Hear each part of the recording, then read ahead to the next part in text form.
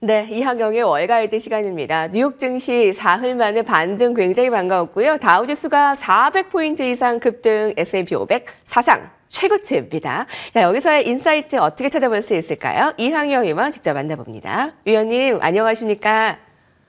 네, 안녕하세요. 이항영입니다. 네, 반갑습니다. 자, 위원님 말씀대로 뉴욕 증시가 계속 승승장구하고 있습니다. 자, 오늘의 인사이트 주제 살펴보겠습니다. 2분기 넘어 올해 주식시장 전망은입니다. 오늘 밤 29일 미국 금융시장은 성금요일로 휴장입니다. PC 경제지표 등은 그대로 나올 예정이고요. 자, 이로써 뉴욕 증시는 이제 3월 거래일이 마무리가 되었습니다. 이렇게 1분기가 다 클로즈 되었다라고 좀 볼 수가 있는데 1분기 어땠나 한번 수치를 봄으로써 2분기도 좀 전망해 볼까요? 네, 맞습니다. 아시다시피 이번 주 금요일 날은 미국 시장이 휴장입니다. 그렇기 때문에 1분기 거래량도 거래일 수로 하루밖에 남지 않았습니다. 엄청난 상승을 보이면서 오늘까지도 올랐죠. 오늘 이제 4일 만에 다시 플러스가 나면서 가뿐하게 21번째 금년 들어 사상 최고가를 기록했습니다. 오늘까지 정확히 보면 10.0%나 상승했습니다. 실제로 1년에 10% 정도 올라가는 것이 S&P 500의 그동안 거의 100년의 역사였는데요. 이미 지금 3개월 만에 10% 올라갔다는 것은 엄청난 상승을 기록했음을 우리가 주목할 수밖에 없어 보입니다. 작년 10월 27일이 저점이었습니다. 그 당시에도 주시장이 그 당시부터 해서 닷새가 가장 좋은 닷새가 역사적으로 있다라고 했는데요. 우연하게 딱 맞아 떨어졌습니다. 저점 대비로는 30% 이상 올라갔습니다. 1970년 이래를 보면은요, 한 75년만 보면 지금보다 더 좋았던 1분기 기록은 9번에 불과했습니다. 그만큼 엄청나게 지금 1분기 아주 강했다는 것을 볼 필요가 있습니다. 늘 확인드리지만 미국 주시장 통계 역사이기 때문에 과거의 통계가 앞으로의 미래를 우리가 100% 확신할 수는 없지만 상당히 의미 있는 결과를 보여줬던 것이 통계 역사가 되겠는데요. 과거 사례를 한 3가지 정도에서 살펴보겠습니다. 우선요, 1970년 이래요. 1분기가 평균 상승률은 2.5% 정도였습니다. 그렇기 때문에 이번에 4배 정도 올라간 건데요.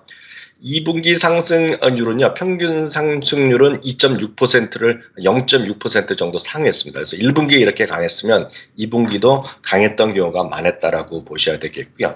2분기 상승 확률은 평균 70%가 가까이 됩니다. 그래서 10번 중에 3번은 7번은 2분기에도 올랐다라고 보셔야 되겠습니다. 1분기의 수익률과 1분기의 수익률 시나리오, 오늘 정확하게 10.0이 나왔는데 오늘 하루가 남았기 때문에 이게 애매한데요. 그랬을 경우 2분기, 3분기, 4분기가 어땠는지를 보여주는 표가 되겠는데요. 저는 이제 표를 9.8로 얘기했는데 오늘 종가로 보면 막판에 또 10.0이 됐기 때문에 아래 2칸 정도에서 비슷하게 나올 것 같습니다. 여하튼 1945년 이후 보면은요, 1분기 상승률이 8% 이상이었던 총 15번 중에요, 2분기에도 상승한 경우가 10번이나 있었고요. 평균 상승률은 3.7%였습니다. 결론적으로 보면 1분기, 2분기 상승률과 주가 등락률만 보더라도 꾸준하게 상승이 더 이어갈 가능성이 있다라고 보셔야 되겠습니다. 다음 이제 많은 분들 걱정하는 것이 이렇게 상승한 이후에 조정은 또 어떻게 올 거냐는 궁금증을 여기실 텐데요. 1분기 상승률이 탑 15번이 있던 경우는 다 순서를 제외해 봤더니요, 13번은 5% 이상 하락이 언젠가 있었습니다. 그리고 평균 11.1%까지 하락했습니다. 8번은요, 1차 하락으로 마무리되지 않고 2차 하락도 했는데요. 그 당시 경험은 12.6% 하락을 했습니다. 그렇기 때문에 평균적으로 5에서 10% 정도 하락은 조만간 있을 수 있다라고 아실 것 같습니다. 다만 15번 모두 연간 상승률 22.8%였기 때문에 지금 상승한 정도가 앞으로 9개월 동안 또다시 올라갈 수 있다라고 생각하시면 좋겠습니다. 다른 통계 한번 보겠습니다. 기억하실 분 계시겠지만 11월부터요, 오늘까지요. 그러니까 내일도 오늘 밤도 이제 상승한다 전제하에 보면 11월부터 5개월 연속 상승했습니다, 지금요. 근데 그 5개월 연속 상승한 것이 1950년 이후 총 11번이 있었는데요. 남은 기간, 즉 4월부터 12월이 남았는데 한 번도 예외 없이 계속 상승했고요.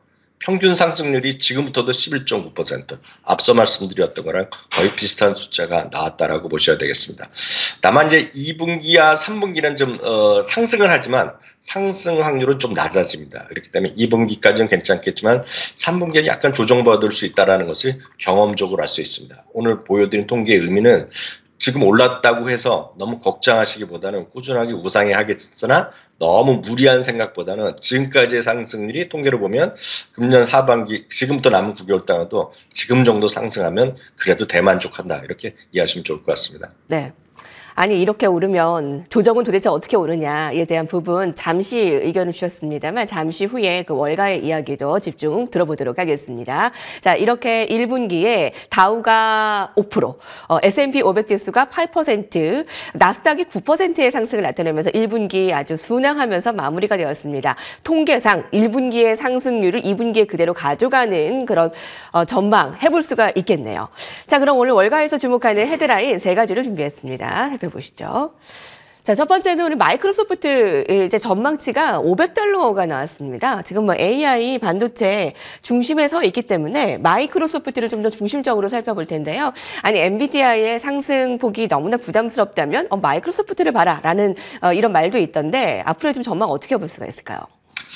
네, 저희가 저희 머니투리 방송에서 미국 주식에 대해서 집중적으로 설명드린 지가 벌써 5, 6년이 넘어가는데 그때부터 지금까지 이제 똑같이 드리는 말씀이 있습니다.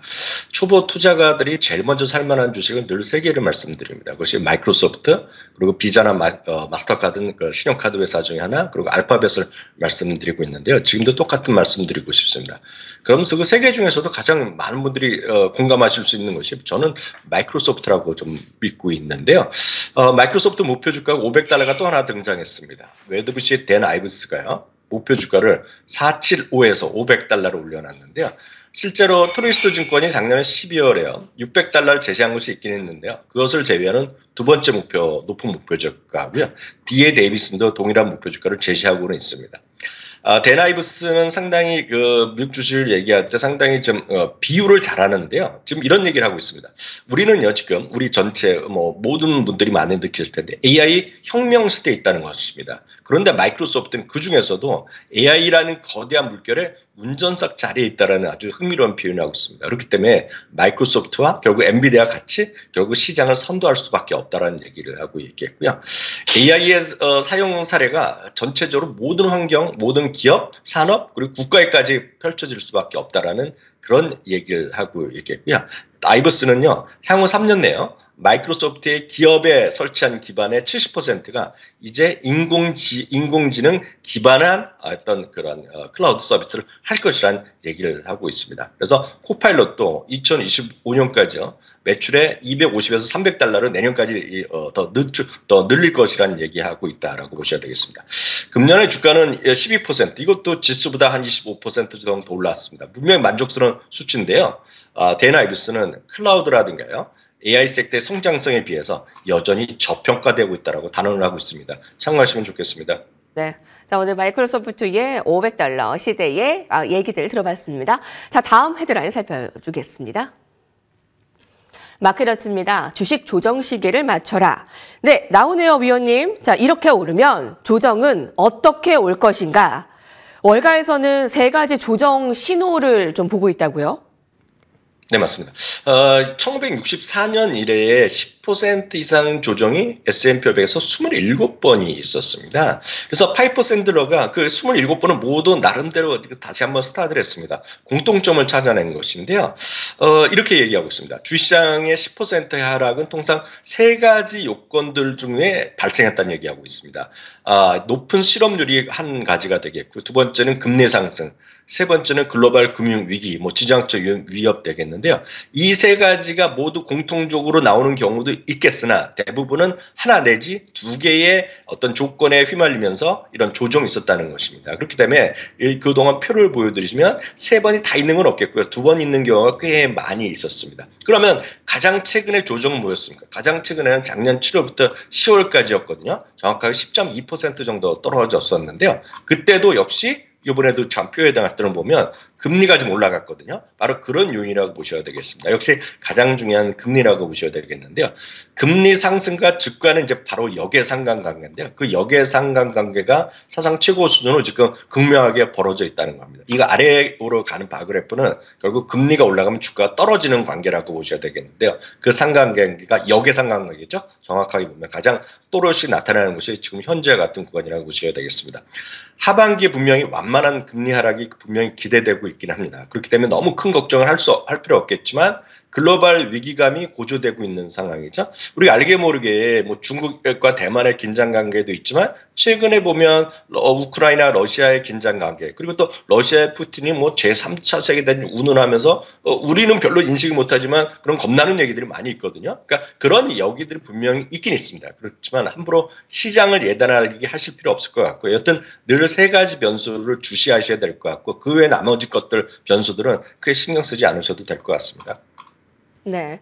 자, 1분기에 그 상승 탄력을 2분기에도 뭐 잘 가지고 갈 수 있겠지만 이렇게 계속 매번 오르진 않겠죠. 자, 조정을 대비를 해야 되는데 그런 조정의 신호 어떤 것들이 있냐? 가장 궁금한 부분이죠. 그 세 가지 신호들을 다시 한번 좀 상기시켰으면 좋겠습니다, 여러분. 자, 1분기, 2분기. 자, 증시의 변동성에 대비를 해야 될 것 같습니다. 마지막 키워드 이렇게 준비했습니다.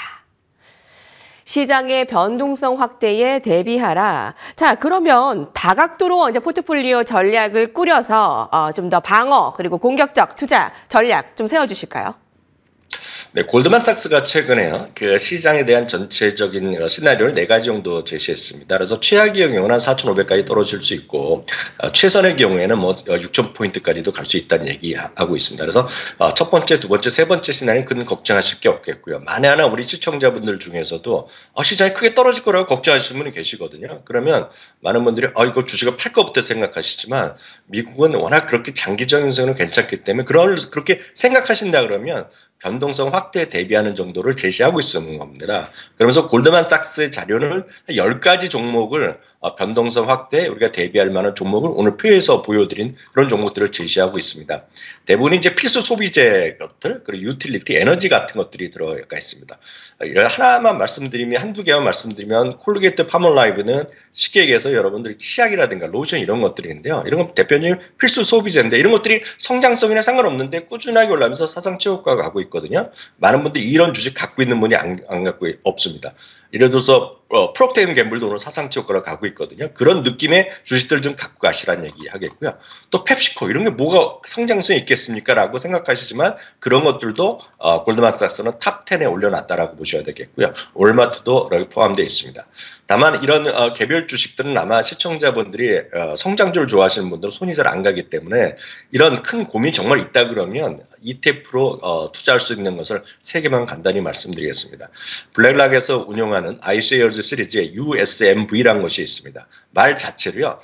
최소한의 변동성을 유지하는 미국 ETF라고 보셔야 되겠습니다. 운용 자산도 꽤 큽니다. 250억 정도 되는데요. 역시 사상 최고가, 주가는 $83 정도 되겠고요. 보유 종목은 참고하시면 되겠습니다. 다음은 고배당뿐만 아니라 기본적으로 변동성이 적은 주식으로 구성되어 있는 그러면서도 월 배당을 지급하는 SPHD라는 것이 있습니다. 고배당 및 저변동성 ETF라고 보셔야 되겠는데요. 운용 자산이 28.3억 달러가 되겠습니다. 다음은 운영 자산은 크지 않기 때문에 매매가 쉽지 않겠지만 참고만 하시라고 말씀드리면 골드만삭스에서 직접 운영하는 ETF가 있습니다. 골드만삭스의 디펜시브 에쿼티라고 해서 DEF라는 것이 되겠는데요. 운용 자산 매우 작고 시작한 지도 1년밖에 안 됐지만 시장 대비 변동성이 적은 종목을 구성하는데 특이하게 쉽게 얘기해서 일종수 풋옵션 전략을 구사합니다. 시장 하락에 대비하는 것들인데요. 의외로 성과도 좋다는 것들 역시 한번 참고하시면 좋을 것 같아서 오늘 이 세 가지 ETF도 소개해드렸습니다. 네네, 감사합니다. 자, 골드만삭스가 제시하는 월가의 다양한 포트폴리오 전략까지 들었습니다. 이항용 위원님과 함께했습니다. 말씀 감사합니다, 위원님. 감사합니다.